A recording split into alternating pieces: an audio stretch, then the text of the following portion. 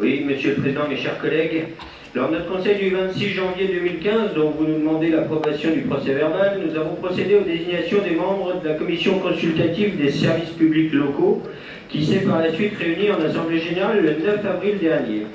Lors de cette Assemblée générale, les membres de la CCSPL ont procédé à l'élection du bureau. Depuis plus d'un an, l'opposition à la métropole, votre opposition, Monsieur le Président, était représentée au sein du bureau, ce qui donnait au fonctionnement de la CCSPL un gage de transparence et d'indépendance. Ce n'est plus le cas aujourd'hui, la candidature de votre vice-président Pierre Abadie ayant été préférée à celle de Mohamed Raveri, ce que le groupe UMP et apparenté regrette. À titre liminaire, il convient de rappeler que la CCSPL a pour objet d'émettre des avis sur la qualité des services publics rendus dans le cadre des délégations de services publics consenties par notre collectivité.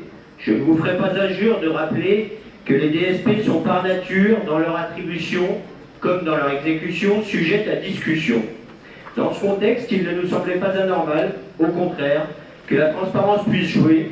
La présence d'un représentant de votre opposition au sein du bureau en était le gage. En imposant votre vice-président Abadie en lieu et place du représentant de l'opposition, vous avez fait un choix inverse. Ce choix est en effet le vôtre, Monsieur le Président. Les confessions, tant des représentants des associations d'usagers que de certains élus de votre majorité, nous confiant à la sortie « c'est dommage pour le fonctionnement de la CCSPL, mais nous avons eu des ordres », ne laissent que peu de doute sur l'origine de la manœuvre. Cette manœuvre, comme son résultat, démontre que derrière votre discours d'ouverture, vous ne voulez pas d'un fonctionnement démocratique de la métropole. Rappelons-nous encore une fois la mascarade qu'a constitué l'élection des membres de la commission permanente. Une mascarade démocratique que le président Hollande n'hésiterait sans doute pas à comparer au fonctionnement du Parti communiste français des années 70.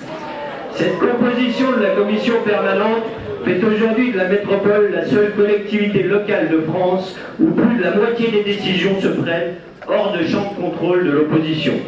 Ces exemples, Monsieur le Président, relèvent certainement de votre modèle lyonnais, modèle dont vous n'avez sans doute pas omis de faire l'article au Premier ministre en visite à Lyon aujourd'hui. Je doute pourtant que vous ayez mis en avant ce mode de fonctionnement relevant à nos yeux plus de l'autocratie que de la démocratie.